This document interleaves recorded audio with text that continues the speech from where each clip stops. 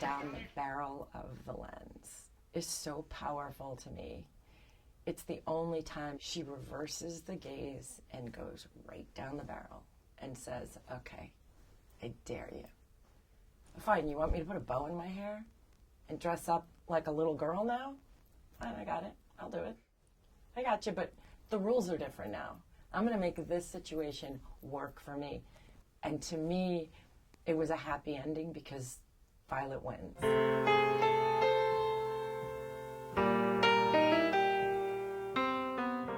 I had modeled since I was 11 months old, and my first movie role was when I was 9, and I did a horror movie. They needed a little girl who sort of becomes the sort of focal point in this murder. I had been modeling for almost 9 years at that point, and had really understood the captured moments, but there was no fluidity to them, because every moment is just a capture. You have to get it at the right time, and you stay in a position until it's captured from you. Whereas when I was on the film, it was so much fun to be able to put movement in all of it and embody something. And it was a crazy horror movie, which it wasn't scary to make at all. I was in a room locked and there were rabid dogs trying to kill me, and of course I was never in a room with any dogs. They shot me and then they shot the dogs, and when I saw the movie I was terrified. I was like, wow, this is like magic.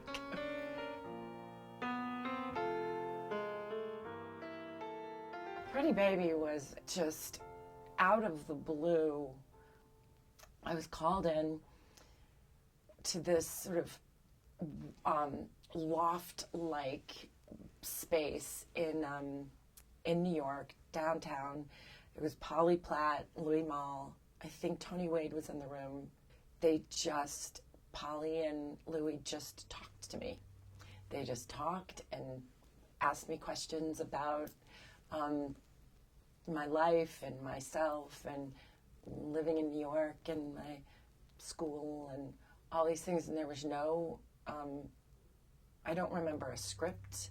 I don't remember reading anything. I don't remember, and I think Louis just wanted the essence of innocence in this age girl, at 11. And they asked me about New York and the industry that was that was prostitution, but it wasn't. They asked me what I knew about it and what and in growing up in New York, what had I seen? My mom and I would drive to 42nd Street, and I was like, God, those girls must be so cold, and like little hot pants, and they all looked so alone and sad and cold in Manhattan in the winter. And my mom explained the whole thing to me, and I thought, oh gosh, they must just, I hope they have friends. I hope they're, that's where my mind went. And so we had discussions about that. It wasn't really pressured at all. And pretty soon after that, we had been told that I was cast as Violet in Pretty Baby. We were going to go spend the summer in New Orleans.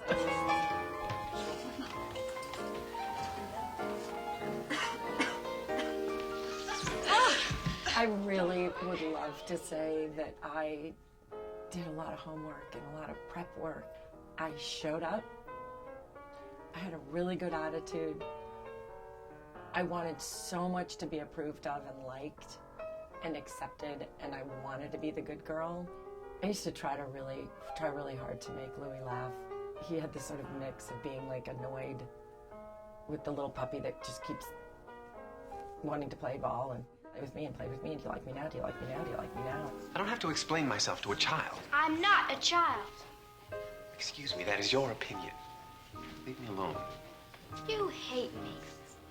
My first impression was I thought he didn't like me because he was so quiet and hardly spoke to me. Polly did all the main questions. He would sort of maybe add something or elaborate on a question or just sort of, but he did a lot of just scrutinizing in a not uncomfortable way. You know, it wasn't piercing. He sort of just sat back and sort of experienced this little person. And so that made me sort of bound around the room like a golden retriever puppy, because I wanted him to like me, you know. So I was kind of like, da, da, da, you know, not a showy thing, but sort of like, well, no, you know, because I just wanted to be a good girl. Polly was everywhere. She was kind of the boss, you know, formidable, a bit scary. I had no idea of her history. I did not really know anything about her. But she definitely was controlling the whole thing. You know, and if anything held up production, yeah, no, that wasn't gonna go over well. And did not know who Sven was. I was not aware of his work. He was unbelievably quiet, and he would just look, and then he would tweak, and then he would just... Lighting took hours. The lighting took longer than the filming. He lit the whole house and room. He didn't just light that little box that we were sort of currently filming in. You walked into an entire environment as if it was reality. And it was really magical, actually. Well, I have it now. You may relax. I feel like I'm gonna croak.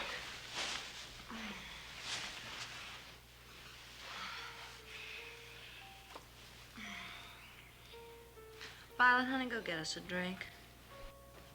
I didn't learn from Susan insofar as she did not take me under her wing. She was very much in her own sort of actor lane. And I don't know, to this day, I don't really know if that was sort of a method approach, just because of the sort of that, you know, very sort of difficult to navigate relationship with a mother and daughter.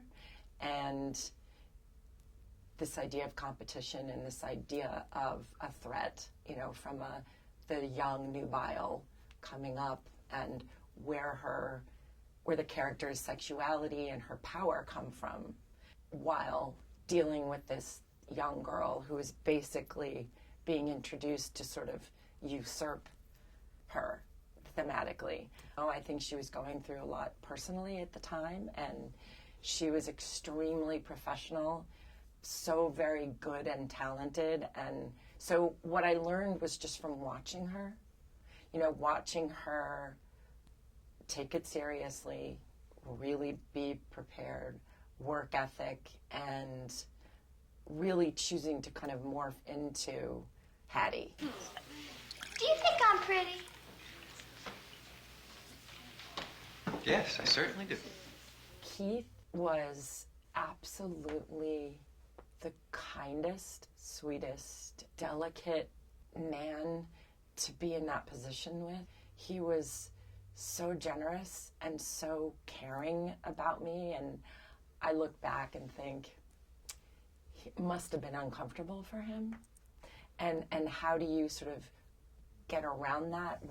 How do you not make that my problem? A really, really touching moment that just taught me so much and gave me such a safety net was we had our first kiss.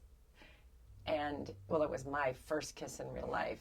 And no matter what I did and tried to think of and whatever, I was just like this.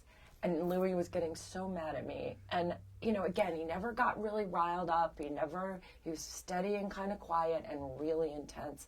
But he just got mad at me. And he couldn't help himself. And he's like, why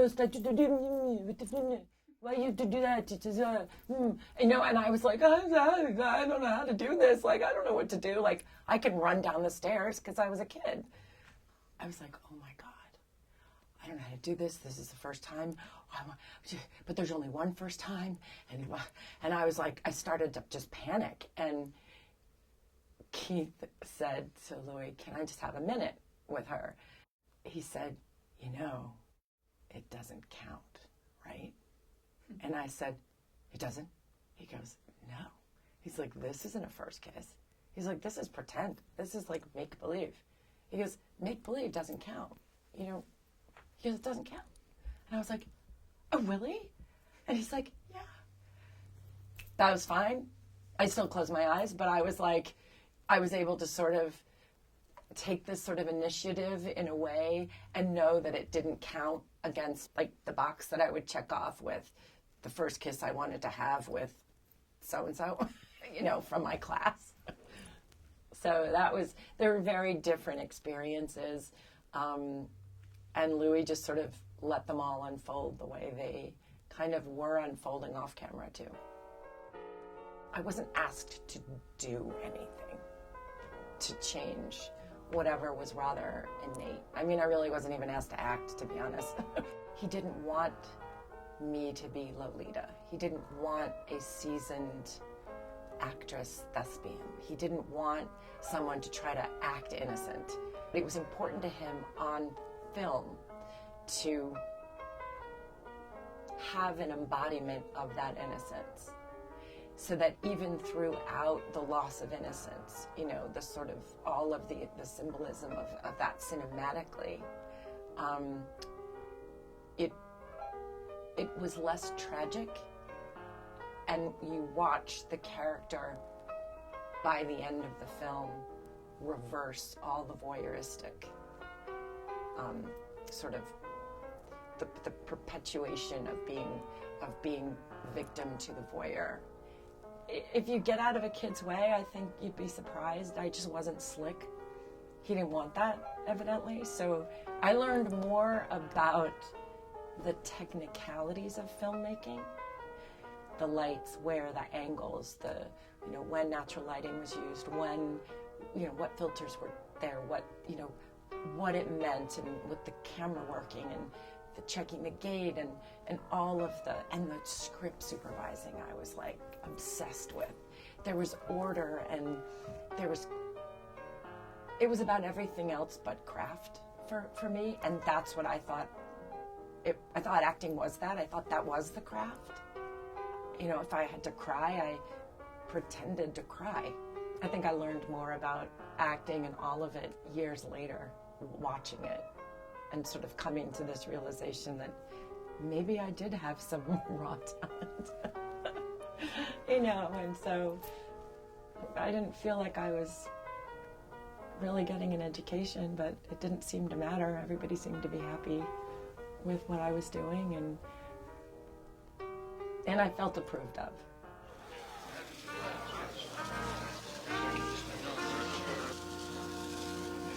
We finally wrapped on my birthday, my 12th birthday, and the wrap party was that night, and my mom said, well, what do you want to do? And I said, I want a haircut. So she's like, all right. She gave me money. I went to a salon by myself, and I told them to chop off all my hair. And I knew that if I cut off all my hair, we wouldn't be able to do reshoots. And I was like, I am making this impossible because I'm done. This has been over 4 months of 24/7, in the heat, in New Orleans. And I'm ready to be done. And the release of the movie was horrible. Here we are in Cannes. It's a mosh pit, and it was this really weird mix of obsession and attack and hatred. And then it's heralded and it wins the main award. And how are you can kind of do it because you're in Europe, you can kind of celebrate it.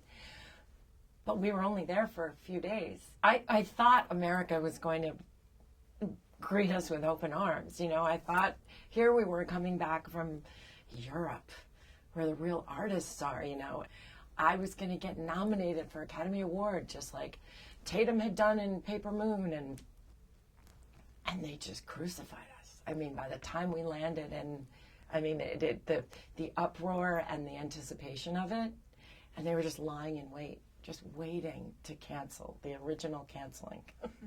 You know, I just thought quitting was probably the best thing to do. Well, I'm leaving, and you won't have anyone to photograph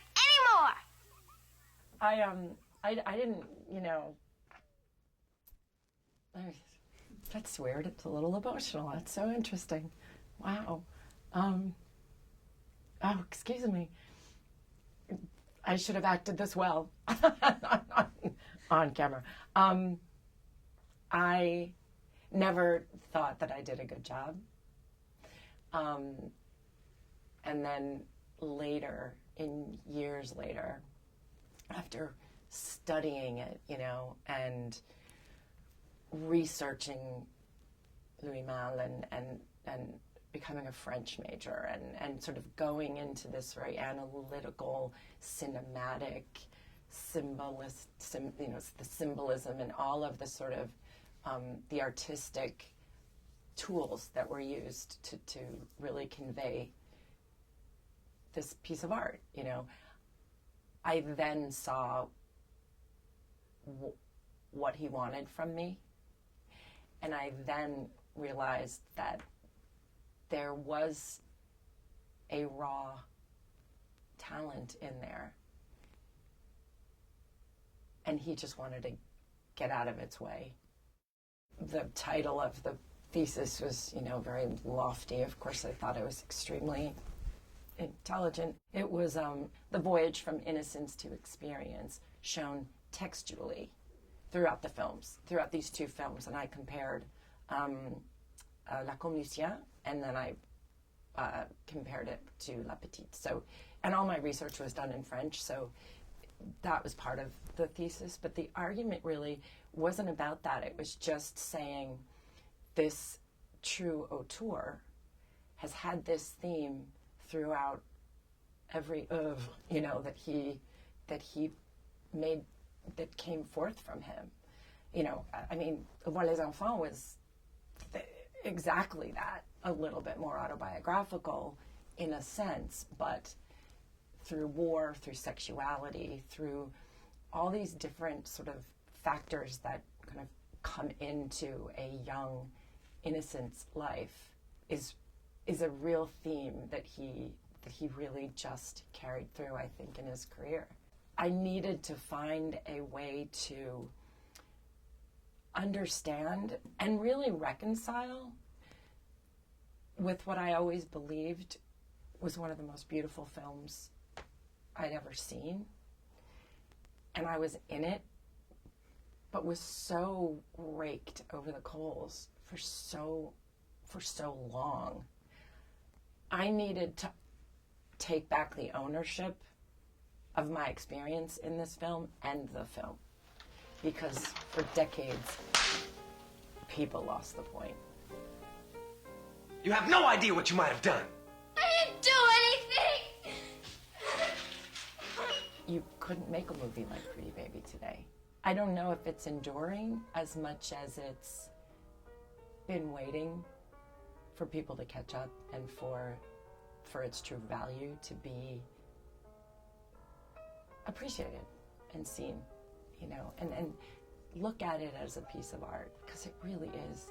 The performances are just so in the pocket from every single person, and it's time. I'm so pleased. You know, it doesn't do anything in my life, you know, as far as that's concerned, because I found my ownership of it through writing a thesis on it, and through tricking Louis into thinking that the interview was going to be the next day, but I called him the day before in France because I knew he wouldn't think I would do that.